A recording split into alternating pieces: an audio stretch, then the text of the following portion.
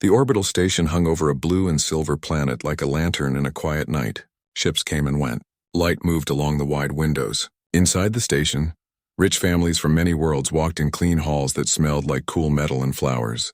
Guards stood near doors. Service bots hummed. Polished floors showed the reflections of everyone who passed. In the lower decks, a human janitor named Daniel pushed a cart with mops, rags, and a small toolbox. He wore a gray uniform with his name patch a little faded. His hands were strong from honest work and his eyes were calm. Near his cart walked a small girl with a bright backpack. She was his daughter, Lily. Lily liked to count the lights along the ceiling and guess where each hallway led. Daniel listened and smiled. He was a single dad, and he tried to make every shift safe and simple for her. They had been on the station for almost 2 years. They knew the sound of its pipes and the rhythm of its announcements the way others knew the weather. The station had an upper ring where the most wealthy guests lived. Daniel rarely went there unless he was called for a special cleanup. Most days he stayed in the mid-levels, wiping handrails, fixing stuck drawer tracks, and clearing up small spills. He had learned the map of the place by heart. He could tell you which air vents made a soft whistle and which doors needed a little extra push. On one quiet morning, the upper ring sent a request for a discreet cleanup near a private garden. Daniel was assigned. Lily came along because the daycare had closed for a system check, and he had no one else to watch her. He set rules first in the gentle way that always worked with her. He said, "Walk slow, stay near me, and keep your curious eyes open but your curious hands to yourself." Lily nodded and squeezed his fingers. The private garden belonged to an alien family whose name was hard for most humans to say. People usually called them the Heiress family. They were wealthy, important, and often on the news. The head of the family owned shipping lines, research labs, and quiet investments that nobody talked about in public. The family lived in a suite with a long window and a tiny indoor grove of pale trees. The air inside smelled like wet stone and leaves after rain.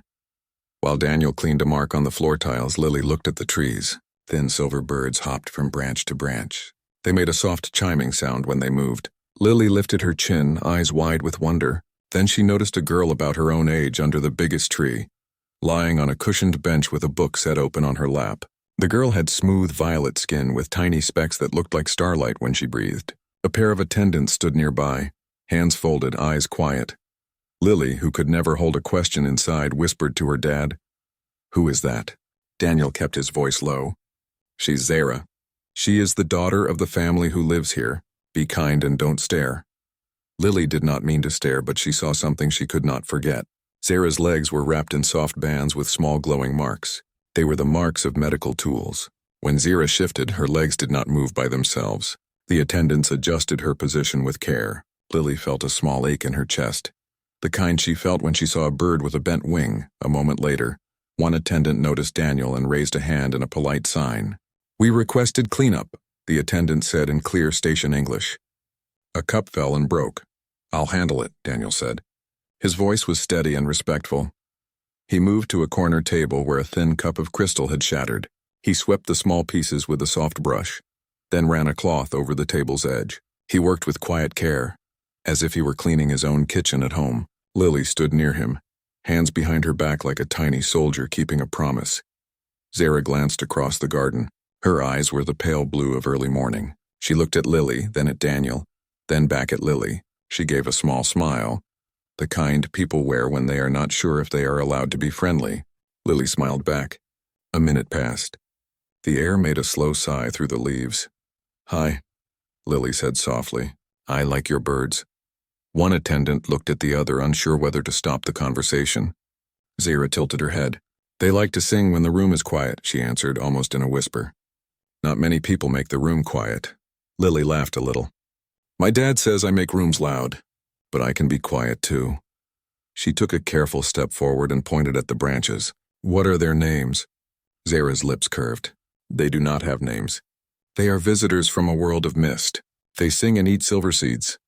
Lily nodded with serious interest, as if this were common. Daniel watched from the side, ready to step in if the attendants grew uneasy, but the attendant said nothing. The garden felt softer with the small conversation. It felt more like a normal place and less like a room made for people who always gave orders. Zara closed her book. "What is your name?" she asked. "Lily," Lily said. "And this is my dad. His name is Daniel." "What is your name?" "Zara," she said. I am very pleased. Lily looked again at the bands around Zara's legs. She did not want to be rude. She chose her words with care. Are you okay? Zara's eyes flicked down and back up. She seemed used to the question. I cannot walk, she said plainly. No one ever taught my legs how. I have had doctors from 3 stars, and they all gave me gifts and promises. The gifts were pretty. The promises fell apart. Her voice had no anger, but it had a tired curve to it, the sound of someone who had to explain the same truth again and again. Daniel finished wrapping the broken crystal in a cloth and put it in a container. He hesitated, then stepped closer to the tree bench, keeping a respectful distance. I am sorry, he said. His words were simple and true. I know something about promises that do not hold. Zara watched him with a careful look. Many workers came and went in her home, but they almost never spoke to her. They spoke around her, through her, above her. This man had quiet eyes and did not feel like a shadow. He felt like a solid chair, the kind you can lean on without fear that it will bend. Lily lifted her palm toward Zara, as if offering a high five very slowly. Do you like to play games where you do not have to run? She asked. We have a game where you use hands and eyes. It is about balance.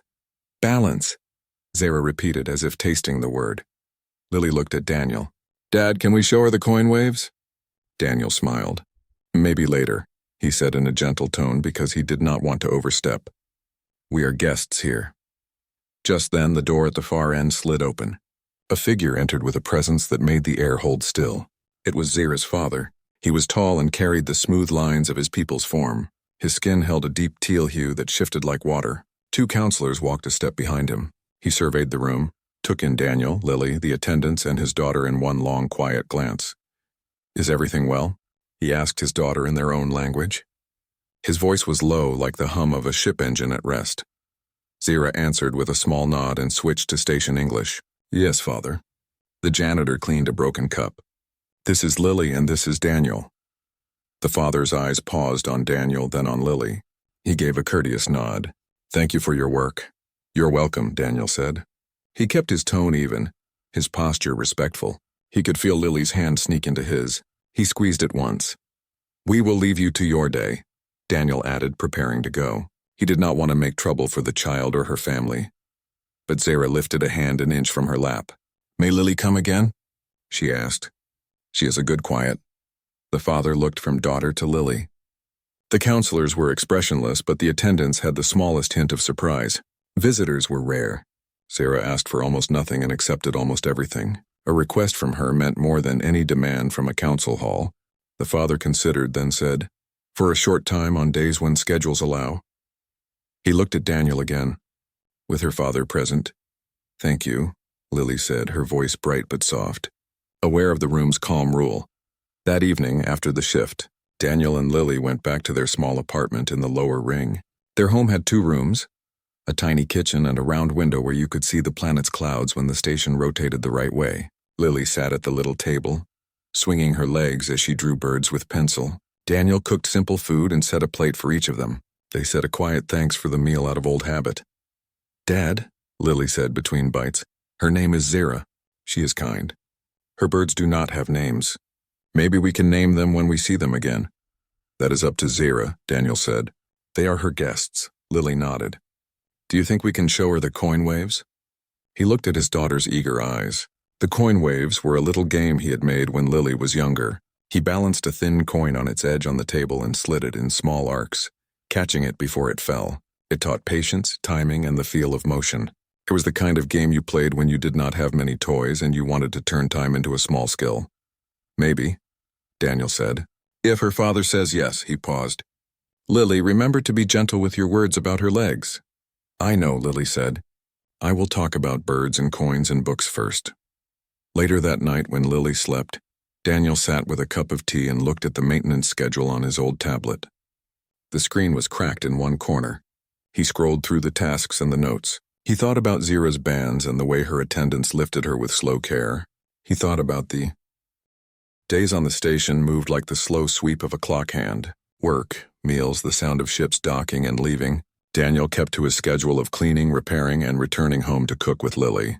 But after that morning in the private garden, his mind often drifted back to Zara. He thought about her small smile, her calm eyes and her quiet voice when she said maybe one day she could learn the coin waves with her feet. It was a simple wish, but it stayed with him. For Lily, the memory was brighter and louder. She talked about Zara almost every evening. She drew pictures of the silver birds and kept them on the wall above her bed. She spoke of the coin game and how Zara had tried 3 times before she felt the small moment of balance. "She is brave," Lily told her dad with pride. "She does not give up." "I like that." Daniel nodded and said, "Bravery is often quiet like hers." In the upper ring, Zara spent most of her time surrounded by attendants. They adjusted her cushions, carried her from place to place, and gave her food at the right times. But she felt different after meeting Lily. Lily spoke to her like a friend, not like a patient or a rare flower. Zara thought about the coin that had rolled between her fingers. She remembered the way her legs twitched when her hands were busy. It was small, almost nothing, but she had noticed. She wanted to try again. 1 week later, Daniel received another request to clean in the garden. Lily came along. Zara's face lit up the moment she saw them. Her attendant stepped aside, surprised but respectful. Lily dropped her backpack on the bench and quickly pulled out a sheet of paper. She had drawn new shapes for the silver birds, turning them into small symbols with loops and dots. "These are their secret signs," Lily explained. "This one means the bird that hops first. This one means the bird that sings last." Zara studied the paper with care and traced the shapes with her finger. "I like these signs," she said softly. "They feel like little friends." The 2 girls played quietly while Daniel checked the garden's air system. He wiped the frames of the tall window and made small repairs to the sliding door, but his eyes often returned to Zara.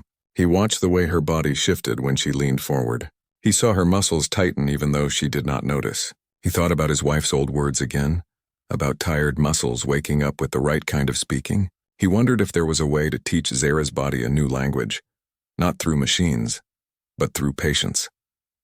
As days turned into weeks, visits became more common. Zara's father allowed them, always with a condition that the attendant stayed close and watched. The father himself often stayed away, busy with business and meetings, but sometimes he passed by and gave a slow nod of approval. He saw his daughter smiling more often now. He noticed her books stayed closed longer, and her eyes followed Lily with new energy. He did not fully understand it, but he allowed it because it brought a light to her face that he had not seen in years. During one visit, Lily placed a larger ring washer from Daniel's toolbox on the table beside Zara. "You can try with your toes if you want," Lily suggested. "Only if you feel safe." The attendant stiffened at the idea, but Zara's curiosity was stronger. She looked at Daniel, who gave a small nod. "Just a little," he said gently. Slow as a leaf, Zara leaned forward. With effort, she moved her toes against the ring. It slid half an inch before falling flat. Her eyes widened, not with sadness but with surprise. "I moved it," she whispered. Lily clapped softly and said, "Yes, you did. You moved it with your foot." The attendants exchanged looks, unsure whether to call it an accident or a beginning. But Daniel's eyes softened. He had seen the small twitch, the faint spark of control. It was the start of something real. From then on, they practiced small movements each time they met. Daniel showed Zara simple things: how to breathe deep before trying, how to hold a thought of balance in her mind, how to rest when her body grew tired. Lily turned the exercises into games, counting how many times the ring moved or how far the coin rolled. Zara grew more confident. Sometimes her legs trembled after practice, but she welcomed the ache. "It means they are waking," she told Lily, who nodded seriously as if she had known all along. Word spread quietly in the station. Attendants whispered to others, and soon small rumors reached the ears of the wealthy families. Some said the human janitor had tricks no alien doctor could match. Others laughed and called it chance. But more and more people noticed that Zara sat taller, her eyes brighter, her voice steadier. She was no longer only the girl carried everywhere. She was becoming something else, someone stronger. One afternoon, as Daniel fixed a vent in the garden, Zara's father entered with 2 alien doctors. They had heard the rumors and wanted to test the truth. "Show us," the father said, his tone both curious and careful. Zara hesitated, nervous with so many eyes on her, but Lily took her hand. "Just like always," Lily whispered. Slow as a leaf, Zara placed her toes on the ring washer. She closed her eyes, breathed, and pushed gently. The ring moved across the bench before falling. A hush filled the room. One doctor frowned, saying, "A reflex, nothing more." The other leaned closer, studying with narrowed eyes. "Perhaps not." Perhaps it is the start of something we did not try. The father's face was unreadable, but his gaze lingered on Daniel. How did you teach her this? He asked. Daniel shook his head. I did not teach her. She taught herself. I only gave her time and patience. That evening, after the doctors left, Zara's father approached Daniel in private. You are a janitor, he said. Why do you do this? Because she wants to try, Daniel answered simply. And because no one else believed she could. For a long time the father said nothing. Then he nodded once and walked away. Daniel did not know what the nod meant, but he felt it was not the end of the matter. Weeks later, during another session, Zara did something new. With Daniel and Lily watching, she pressed her toes down and managed to lift her heel an inch off the cushion. It was small, shaky, and lasted only seconds, but it was more than she had ever done before. Her breath caught and tears filled her eyes. I stood, she whispered. Lily hugged her tightly, almost knocking the ring to the floor. Daniel's chest swelled with quiet pride. That night, back in their small apartment, Daniel wrote more notes in his notebook. He listed new steps, heel lifts, small stretches, gentle supports. He knew it would take months, maybe years, but he believed it was possible. He was not a doctor, not a healer, just a man with patience and a daughter with hope. But sometimes that was enough. As he closed the notebook, he looked out the window at the stars. The station hummed around him, steady and alive.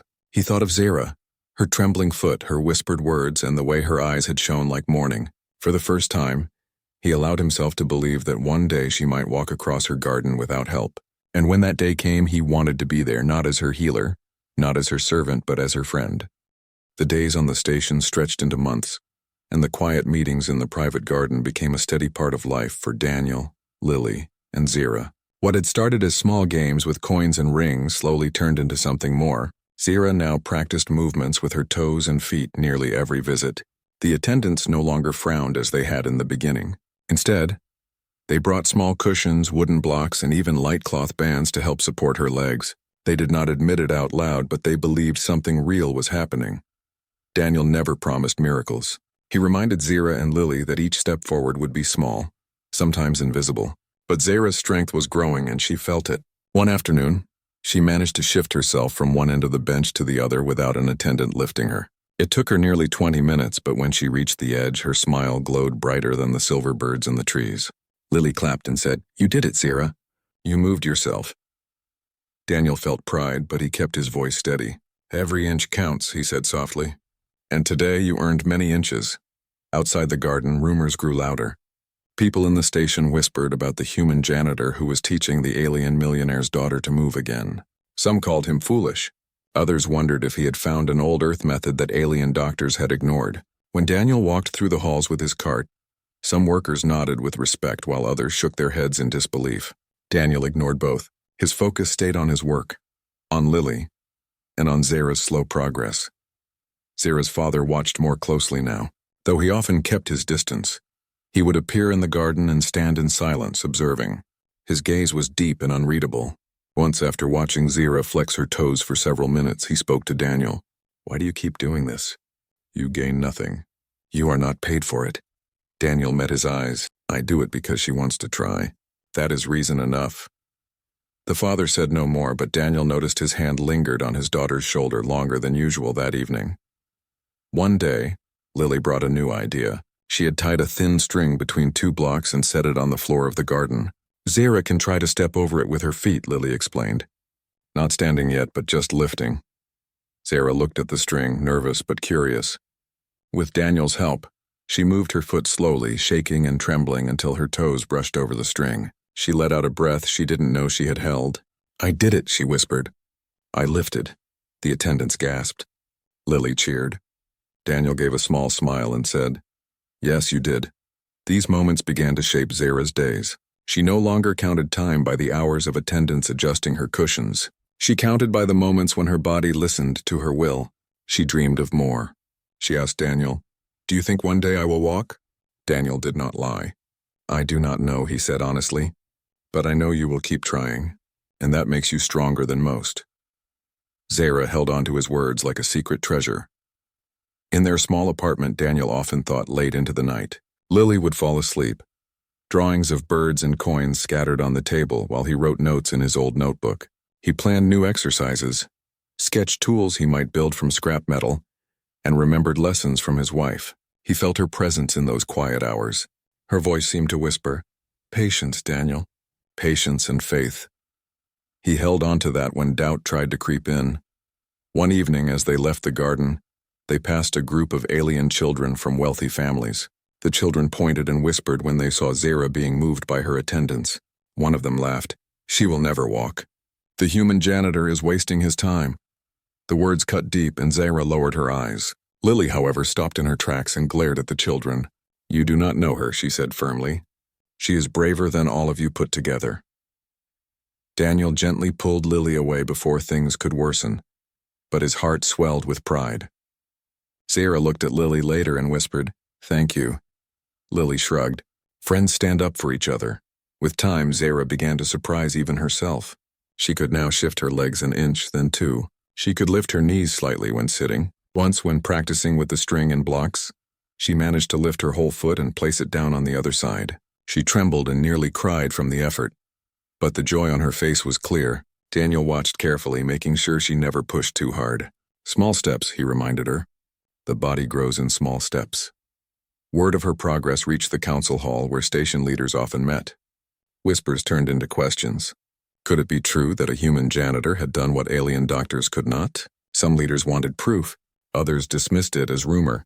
But the attention grew, and Zara's father knew it would not be long before the eyes of many powerful people turned fully toward his daughter. One afternoon, he summoned Daniel privately. The garden was quiet except for the silver birds. "You have done something no one else has," the father said.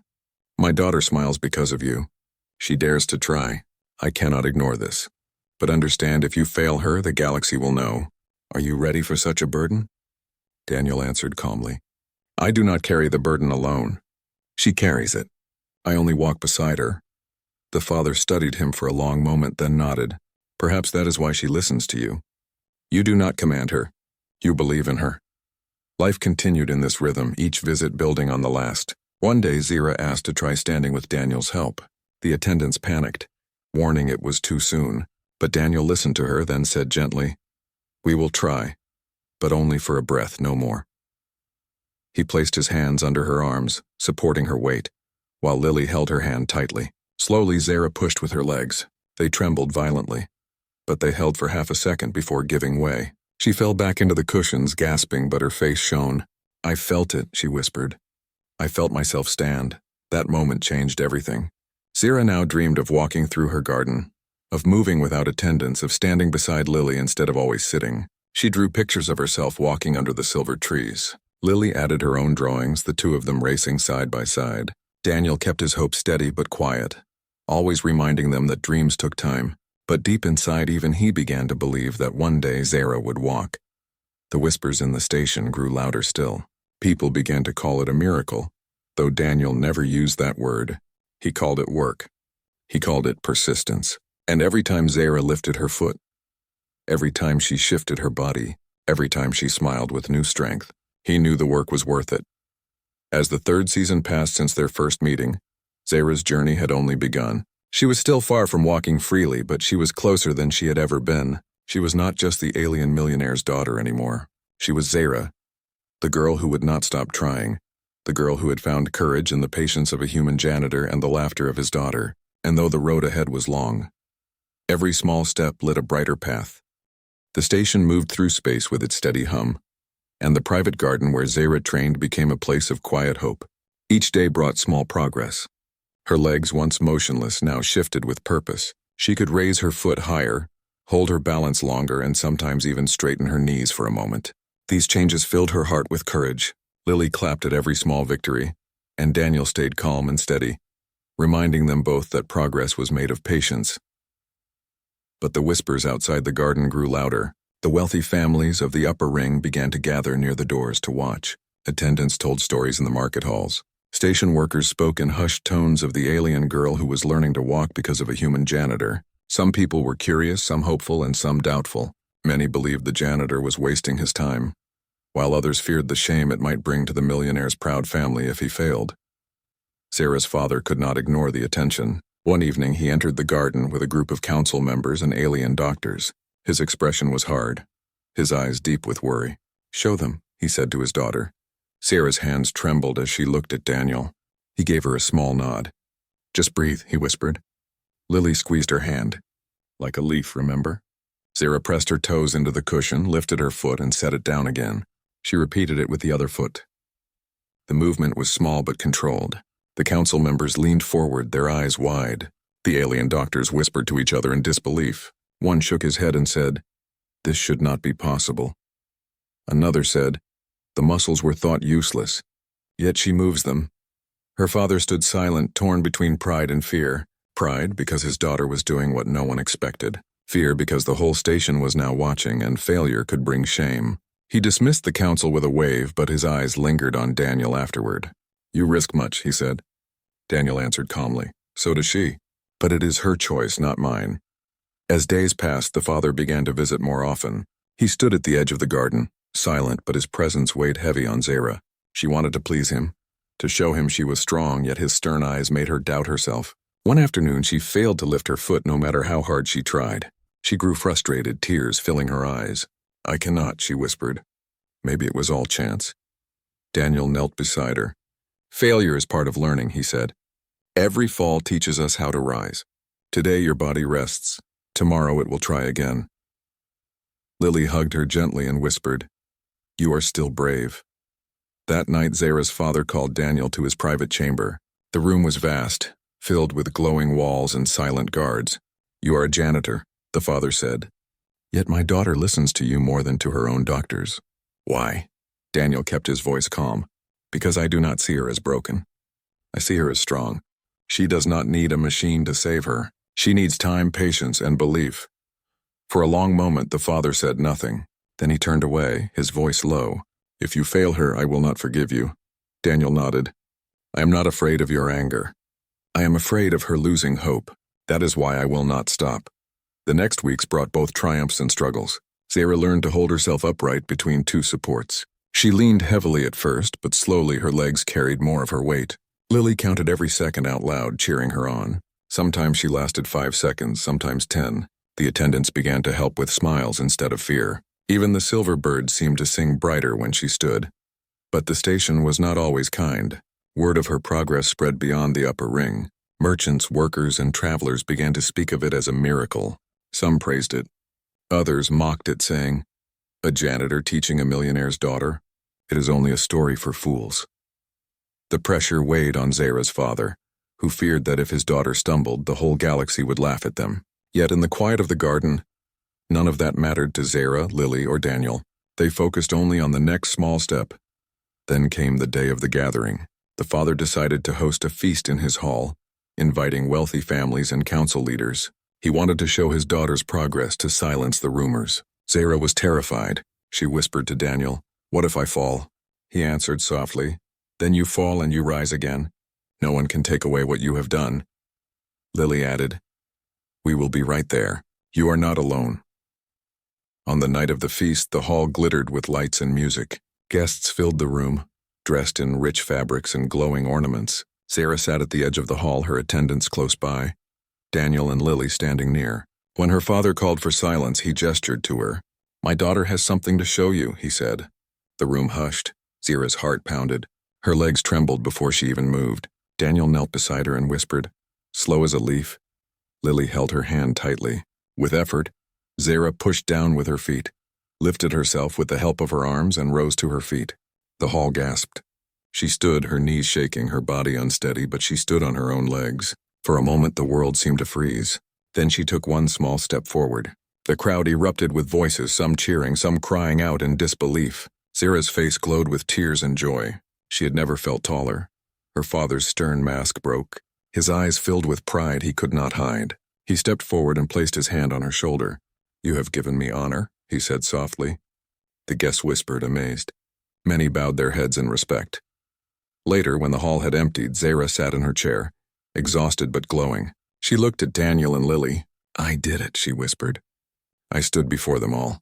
Lily hugged her tight. Daniel smiled. "Yes," he said, "and tomorrow you will stand again. One day you will walk." That night, in his own room, Zara's father stood by the window looking at the stars. For the first time in years, He allowed himself to dream of a future where his daughter walked freely, and though he would never say it out loud, he knew it was not his wealth, nor the doctors, nor the machines that brought her this far. It was the quiet strength of a janitor, the laughter of his daughter, and the unbreakable will of Zara herself. But the road ahead was still long, and as Daniel wrote new notes in his notebook, he knew the greatest challenges were yet to come. After the night of the feast, the station seemed to change. The story of the alien millionaire's daughter who stood on her own legs spread far beyond the upper ring. Traders whispered it in docking bays. Workers repeated it in the lower levels, and council members carried it to other worlds. Some called it a miracle. Others called it luck. But those who had seen it with their own eyes knew it was real. For Zara, it was not about the voices outside. It was about the quiet strength inside her. The strength that grew each time she dared to try again. Her training continued. Each day in the private garden, she stood longer, moved her feet more, and leaned less on Daniel's arms. Lily stayed close, cheering for every breath of progress. Daniel guided her calmly, steady as always. The silver birds sang above them as if they too sensed the change. The attendants, once doubtful, now adjusted cushions and supports with gentle smiles. The garden no longer felt like a place of sorrow, but a place of rebirth. One morning, Zara managed to take 3 full steps with only Daniel's hand to steady her. She gasped with joy, and Lily clapped so loudly that the birds took flight from the trees. "You are walking, Zara," Lily cried. Zara's eyes filled with tears. "Yes," she whispered. "I am walking." Daniel smiled softly and said, "And you will walk farther tomorrow." But the closer Zara came to walking freely, the greater the pressure from outside. Her father's business rivals whispered that the story was exaggerated. Some alien doctors claimed it was dangerous and would harm her body. A few leaders on the station even warned her father that letting a human janitor teach his daughter could lower his family's honor. The father listened but did not send Daniel away. He had seen his daughter's steps with his own eyes. He could not deny the truth. Still, doubt weighed on Zara. One evening, after a long session, she sat with Daniel and Lily in the garden. Her face was troubled. "What if I fail tomorrow?" she asked softly. "What if my legs stop again?" Daniel shook his head gently. "Failure is not the end. It is only a step on the path. Even if your legs rest, you are stronger for every try. Your courage does not disappear." Lily leaned against her friend. "And you will not be alone. We will try with you." Zara smiled faintly. "You make me believe," she whispered. "Even when I do not believe myself." Weeks passed and her steps grew steadier. Soon she could walk across the length of the garden with Daniel close by but not holding her. She moved slowly, carefully, but her feet carried her forward. Her attendants watched in awe. Some wiped tears from their eyes. Lily ran beside her, counting each step out loud. 1, 2, 3, 4, until Zara laughed and said, "Stop counting. I will lose my balance from laughter." Her father came often now, no longer silent but encouraging. He stood tall yet softer than before. Once, after watching her walk a dozen steps, he placed his hand on Daniel's shoulder. "You have given my daughter back her future," he said. Daniel shook his head. "She gave it to herself. I only walked beside her." The father's eyes grew moist, though he quickly turned away so no one would see. The council soon requested a public demonstration. Zara's father was hesitant, but Zara herself surprised everyone. "I will do it," she said firmly. "Not because they ask, but because I want them to see that I am not broken." Daniel admired her resolve. Lily hugged her tightly. "You will shine," she said with certainty. On the day of the demonstration, the grand hall of the station filled with leaders, wealthy families, and workers who had begged for a chance to watch. The air buzzed with whispers. Daniel and Lily stood at Zara's side, calm but nervous. Zara closed her eyes, breathed deep, and remembered every lesson. Patience, balance, courage. When the hall fell silent, she rose to her feet. The gasps echoed again, but this time she did not freeze. She took one step, then another, then another. Slowly she crossed the hall, her legs trembling but carrying her forward. When she reached the far end, she turned, her chest rising and falling with effort, and she smiled. "I can walk," she said softly, but her words carried through the hall. Cheers broke out, filling the chamber. Some clapped, some wept, some bowed. Her father stood in the center, pride shining on his face. He raised his hand for silence and declared, "This is my daughter. She walks not because of wealth or machines, but because of courage, patience, and the help of a human who believed in her when no one else did." All eyes turned to Daniel. He lowered his gaze, humbled. Lily squeezed his hand proudly. From that day, everything changed. Zara no longer lived as a fragile treasure hidden in her garden. She walked through the halls of the station, slowly but proudly. People stepped aside not out of pity but out of respect. Children who once whispered now stared in wonder. Some even asked her to tell them how she learned. She always answered, with patience and with friends who never let me give up. Her relationship with Lily grew deeper. They were no longer just playmates but sisters of the heart. They laughed, shared secrets, and dreamed of adventures. Lily would say, "Someday we will race through the gardens." Zara would answer, "And I will not let you win easily." Their bond was unbreakable, built on love, laughter, and shared courage. Daniel continued his work as a janitor. He still pushed his cart, fixed broken doors, and wiped the same floors. But now when people saw him, they did not only see a worker. They saw the man who helped the millionaire's daughter walk. He never boasted. When asked, he simply said, "She did it herself. I only gave her time."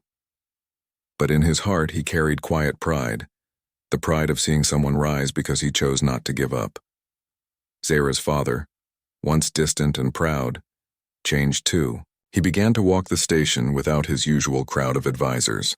He greeted workers and listened to merchants. He often looked at Daniel with respect that words could not fully express. Once in private, he said, "You taught me that strength does not come from wealth or power. It comes from patience, kindness, and belief. I owe you more than I can repay." Daniel replied, "Then honor your daughter's courage. That is all she needs."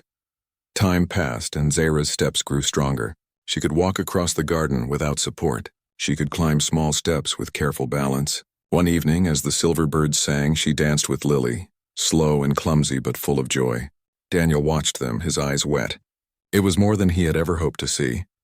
And so the story ended not with riches or glory but with simple truth. An alien girl who could not walk found her strength. A human janitor and his daughter gave her belief. Together they proved that courage lives in small steps. Patience builds miracles, and friendship can change a life. Zara walked, and with every step she carried a lesson for the whole galaxy. Sometimes the greatest power is not in machines or money, but in the quiet hands of those who choose to care.